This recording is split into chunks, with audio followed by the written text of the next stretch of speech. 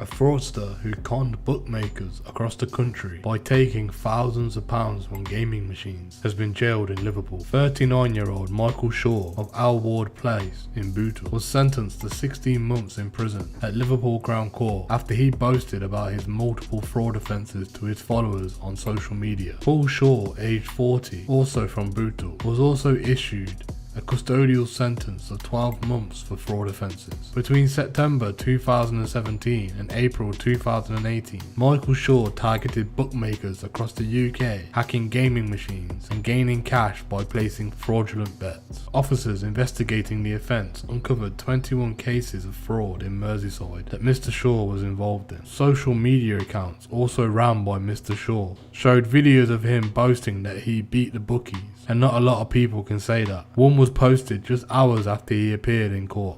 Mr. Shaw was arrested on conspiracy to commit fraud by false representation and conspiracy to defraud, then charged in September 2022. Speaking after the sentencing, Detective Constable Sarah Clayton said Mr. Shaw shamelessly committed numerous fraud offences that affected several businesses across the UK. He believed he was above the law by posting videos online and boasting about his actions, which cost him a custodial sentence. I hope this will show him that Merseyside police are relentless in pursuing people like Mr. Shaw, who commit fraud and are determined in bringing them to justice. We will use all of our resources to prevent such crimes that not only affect organisations, but the people that work for them, who are just doing their jobs and were ultimately impacted by Mr. Shaw's action.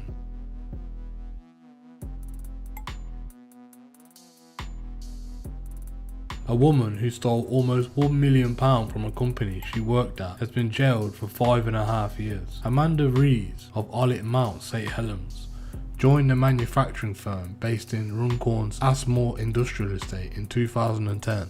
3 years later, she began siphoning money belonging to the company into her personal bank account. The 34-year-old continued to do so until November, the point at which the firm realised what Miss Rees had been doing. The company reported Miss Rees to the police, and the subsequent investigation revealed that she had stolen a total of £980,673 from the firm. The mum of three admitted being responsible for the thefts spanning 6 years when she voluntarily attended a police station and was interviewed by investigators. Miss Rees was subsequently charged with the 7 counts of theft and 1 count of money laundering. She pleaded guilty to the charges and was sentenced at Chester Crown Court. Sergeant Phil Brown, who led the investigation on behalf of Runcorn's local policing unit, said, employed as an admin manager, Amanda Rees was responsible for the company's outgoings and had full access to its bank accounts. The firm placed a high degree of trust in her for this role, but unfortunately that trust was misplaced. Over several years, Miss Rees transferred large quantities of money from the company's bank accounts into her own.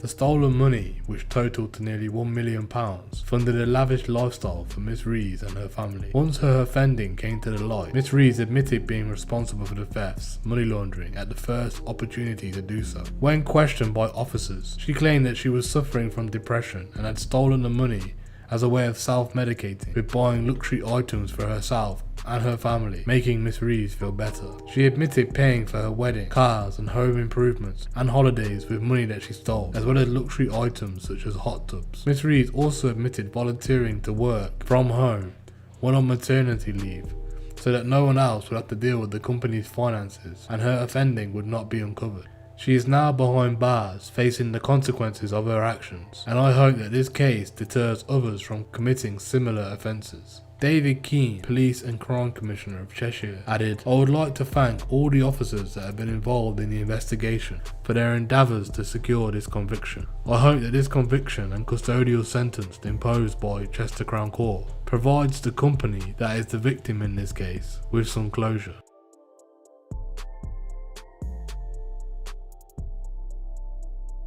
A South London teenager who arranged for 50 kilos of drug-cutting agents to be imported into the UK has been jailed. Cornai Scott, who was 18, of Evelyn Street, Deptford, was sentenced to 5 years and 4 months at Croydon Crown Court after he pleaded guilty to 2 counts of assisting in a commission of the supply of Class A drugs. He also admitted in possession of Class A and Class B drugs, possession of a bladed article, and offences under the Proceeds of Crime Act. Scotland Yard said Mr. Scott arranged for 50 kilos of the cutting agents, benzocaine and phenacetin, to be imported into the UK, which could have contributed to producing drugs on the street with a value of £1.6 million. He was arrested and charged for offences dating back to July 2014. On July the 31st, 28.2 kilograms of benzocaine was intercepted by UK border officials, addressed to a house in Lewisham Hill where Mr. Scott's relatives lived. In May last year, he was stopped by police in Hampshire and was found in possession of 37.9 grams of phenacetin. He was also in possession of scales containing traces of cocaine, MDMA and benzocaines, as well as cannabis, a knife, £3,000 cash, and a handwritten list of chemicals. In July, Croydon Crime Squad and the National Crime Agency began an investigation into the importation and distribution of cutting agents. Last September, Mr. Scott was arrested at his home. A search which was carried out discovered handwritten pages about drug research and bank statements showing payments to a Chinese company involved in the shipment of cutting agents. In November, border officials detained a shipment addressed to Mr. Scott at Coventry International Airport. The package was labelled as health products, but was identified as 24 kilos of benzocaine after a test. Detective Constable Billy Clough of the Croydon Crime Squad said, "As a result of a thorough and detailed investigation over a 6-month period, conducted by officers from Croydon Crime Squad, working in conjunction with the National Crime Agency and the UKBA partners, Mr. Scott's involvement in the supply of drugs and agents to adulterate them was revealed.